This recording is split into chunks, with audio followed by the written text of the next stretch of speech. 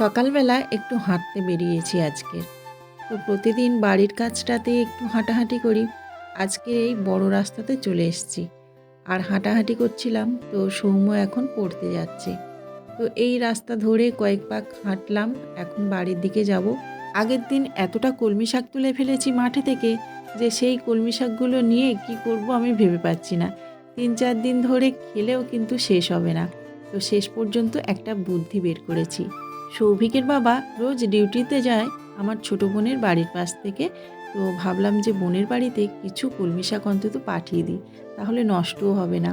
এত কষ্ট করে তুলেছি না, নষ্ট হলে খুব গায়ে জ্বালা করে। তো যাই হোক, সেই জন্য ভাবলাম যে বোনের বাড়িতে কিছুটা কলমি শাক পাঠিয়ে দিই। তো একটা ব্যাগ নিয়ে গুছাতে চলে এলাম। আর ছাদে এসেই প্রথমে এই যে পাখিদের খাবারটা দিয়ে দিলাম। সকালবেলা তো পাখিদের খাবার দিয়ে থাকি, সেই জন্য আগে থেকেই দিয়ে আর বসবো এখন এই যে কলমি শাক গুছাতে। কতটা কলমি শাক তুলে ফেলেছি দেখতেই পাচ্ছেন। তো আমার একার পক্ষে এত খাওয়া সম্ভব নয়। আর কিছুটা ওই যে কাঁচা হলুদ দিয়ে দিলাম, কারণ সবাই মিলে সকালবেলা খালি পেটে খাবে, সেই জন্যই আর কি। তো বোন অলরেডি কিন্তু খায়, মানে ওরা কিনেই খায়। তো ভাবলাম যখন ওদের বাড়ির পাশ থেকে যাচ্ছে আর কলমি শাকগুলো দিচ্ছি, তাহলে একটু কাঁচা হলুদও দিয়ে থাকি। আর বোন জানেন তো আমার মতো ভীষণ গাছপালা ভালোবাসে।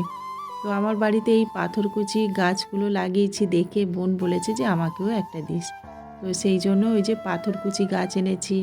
একটা নীলকণ্ঠ ফুলের চারাও দিচ্ছি। তো ওটা হচ্ছে সাদা নীলকণ্ঠ ফুলের থোবো চারা। তো ওটাও দিচ্ছি। আর তার সাথে সাথে দেব স্নেক প্ল্যান্ট, যেগুলো আমি ওই যে সিঁড়িতে সাজিয়ে রেখেছি, সেগুলোই দেব। তো চলুন, এখন এই যে ব্যাগ গোছানো মোটামুটি কমপ্লিট হয়ে গেছে। আর সৌভিকের বাবা ওদিকে রেডি হয়ে গেছে। তো এখন ওকে এইগুলো দিয়ে দিই, তারপর কাজে হাত দেব। কাজ বলতে আজকে তাড়াতাড়ি করে রান্না বান্না করব। কারণ সৌভিক যাবে আজকের কলেজে, তো ওর জন্য একটু রান্না বান্না করব।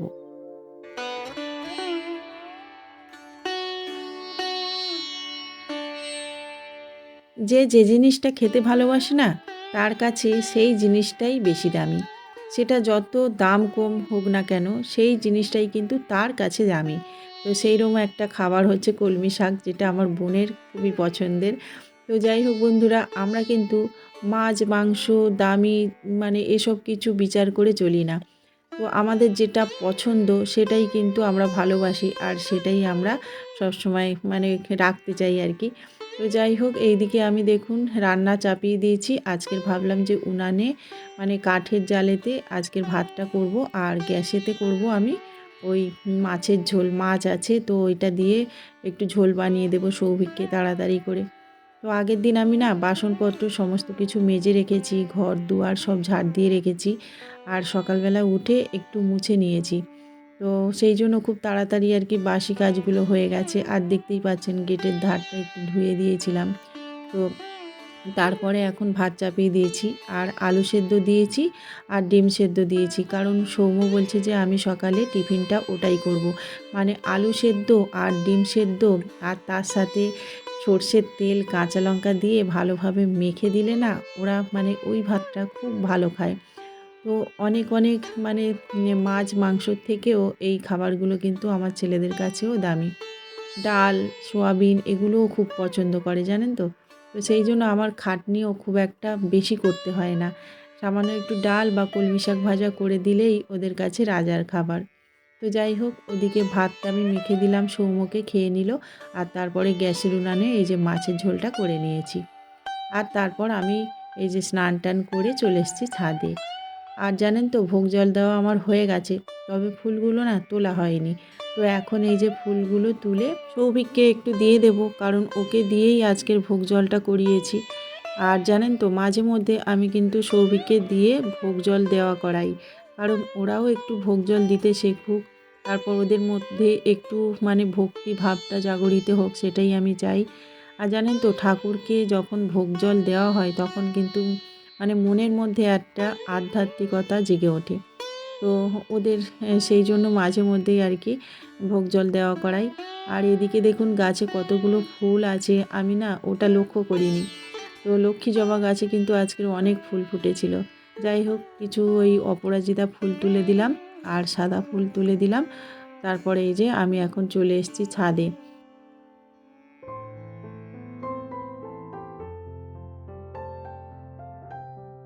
সকাল সকাল রান্না হয়ে গেলে না খেয়ে নিতে ইচ্ছে হয়।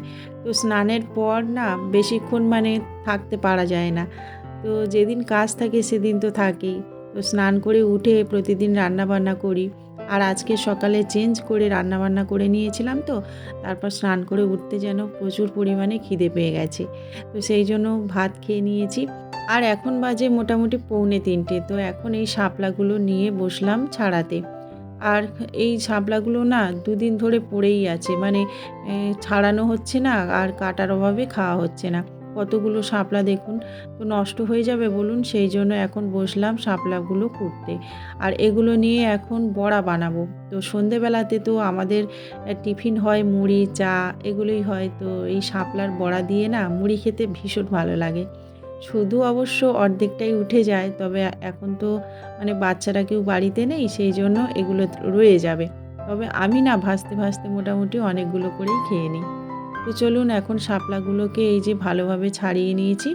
আর শাপলা খুব একটা ধোয় না, তবে না ধুলে না আমারও কেমন যেমন মানে হয়।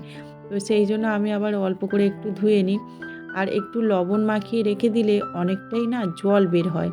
তো তখন আবার ওই শাপলার জল দিয়েই ধোয়া হয়ে যায়। তো যাই হোক, আমি এই জল দিয়ে একটু ধুয়ে নিচ্ছি। আর তারপর দেখুন ওই যে কলমি শাক কিছুটা রয়ে গেছিলো বোনকে দিয়ে, সেগুলোও এখন কিন্তু ওই কেটে নেব। কারণ এগুলোও ভেজে নেব। তো এগুলো আবার নষ্ট হয়ে যাবে না হলে, সেই জন্যই আর কি। আর সৌভিক তো গেছে কলেজে। তো কলেজ থেকে এসে যখন ভাত খাবে তখন আবার একটু শাক হলে ও ভালো মানে খেতে পারবে আর কি। তো সেই জন্য আর কি কলমি শাকটা বেছে কুটে নিয়ে নেব।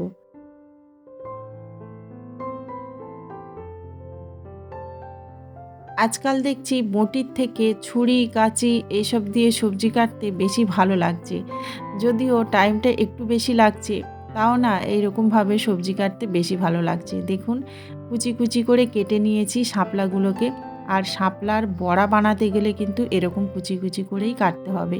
শাপলা দিয়ে যে কত রকম মানে আইটেম করা যায় কি বলবো। শাপলার ভেলা, শাপলার বড়া, শাপলার পকোড়া। তো যাই হোক এক, এক করে কিন্তু এই শাপলা দিয়ে মোটামুটি অনেক কটাই রেসিপি আপনাদের সাথে শেয়ার করব। এখন তো অনেকটাই শাপলা আছে, তো আজকে শুধুমাত্র বড়াটাই বানাই। তো ওই যে শাপলাটা কেটে তারপর লবণ দিয়ে একটু মেখে রেখে দিলাম। ০.৫ ঘন্টা রেখে দিলে খুবই ভালো। তাহলে শাপলার জলটা না সুন্দরভাবে বের হয়ে যায়। আর ওই যে পকোড়াটা বেশ মুচমুচে খেতে লাগে। তো চলুন এই যে শাকটা কেটে নিয়েছি, এখন তাড়াতাড়ি করে ভেজে নিই।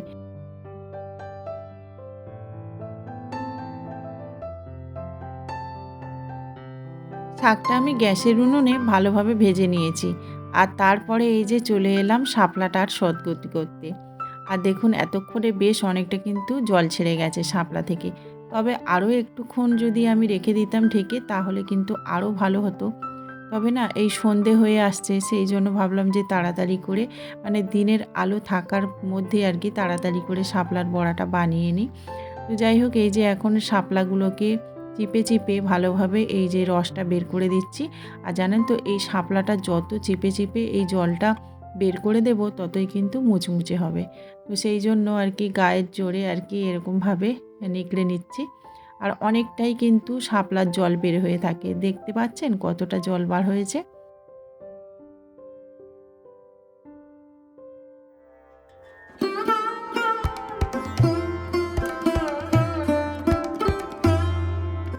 শাপলাটা না অনেকেই পছন্দ করে না, কারণ ওটা জলে হয়ে থাকে আর ঠান্ডা বলে। তো এরকমভাবে যদি জলটা নিগড়ে নিয়ে রান্নাবান্না করা যায় তাহলে কিন্তু ঠান্ডা লাগার ভয়টা আর থাকে না। আর তাছাড়া এরকমভাবে যদি মুচমুচে করে ভেজে খাওয়া যায় তাহলে কিন্তু ভালো লাগে। তো দেখুন আমি একটু বেসন দিয়েছি, আর যতটা বেসন দিয়েছি সমপরিমাণ কিন্তু সুজি দিয়েছি। আর তারপরে একটু হলুদ গুঁড়ো, একটু লঙ্কা কুচি, একটু লবণ দিয়ে আর ভালোভাবে মাখিয়ে নিচ্ছি। আর সুজিটা দেওয়ার কারণে কিন্তু এটা দারুণ মচমচে হয়। তো যতটা বেশি সুজি দেবেন ততটাই কিন্তু মচমচে হবে। আমি তো মাঝে মধ্যে ওই বেসন যতটা দিই না তার ডবলটাই সুজি দিয়ে থাকি। তো যাই হোক মেখে রাখা হয়ে গেছে, আর তাড়াতাড়ি করে ভেজে নিতে হবে। কারণ ওরকমভাবে মেখে রাখলে না ওখান থেকে আবার জল উঠে যায়। তো সেই জন্য এই শাপলার বড়াটা বেশি না দেরি করে তাড়াতাড়ি ভেজে নেব।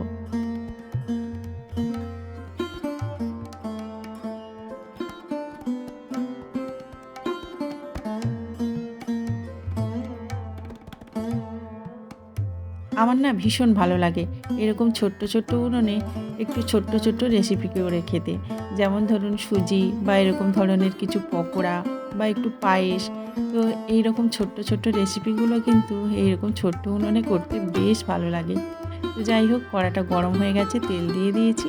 এখন এই যে একটু হালকা আঁচে আর পকোড়াগুলোকে ভেজে নেব।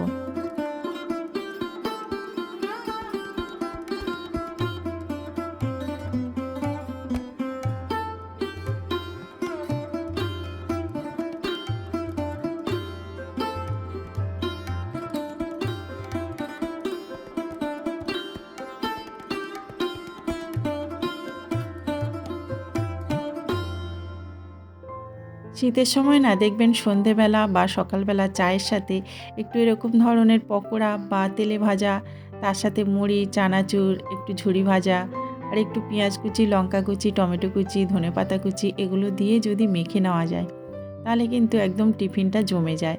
তো সেই রকমভাবে সন্ধ্যের টিফিনটা আমাদের কিন্তু একটু জমজমাটি করা হয়। কারণ সন্ধেবেলাতে আপনাদের দাদাও চলে আসে মাঝে মধ্যেই আর কি, তখন কিন্তু এরকমভাবে টিফিন করা হয়। তো আজকের আপনাদের দাদা খুব তাড়াতাড়ি চলে আসবে বলেছে, তো এখন থেকেই ভেজে রেখে দিচ্ছি। যদিও এইসব তেলে ভাজা গরম গরম ভালো লাগে, কিন্তু আজকের না তাড়াতাড়ি ভাজার একটাই কারণ, এক্ষুনি আমি চলে যাব বাগানে। কারণ অনেক দিন তো বাগানে যাওয়াই হয়নি। আর তাছাড়া যেদিন বাগানে গিয়েছিলাম না, সেদিন ওই যে খেসারি কড়াই নিয়ে গেছিলাম, তো ওটা মানে ছড়ানো হয়ে ওঠেনি। তো সেই জন্য আজকে যাব, গিয়ে ওই কড়াইটা ছড়িয়ে মানে আসতে হবে। তো ওটা মনে হচ্ছে মানে কলা হয়ে গেছে, সেই জন্যই আর কি। তো যাই হোক, এই যে দেখুন আমার মোটামুটি পকোড়া ভাজা হয়ে গেছে আর খেতে কিন্তু দুর্দান্ত লেগেছিল। আমি এখানে বসেই ৪-৫টা খেয়ে নিয়েছিলাম।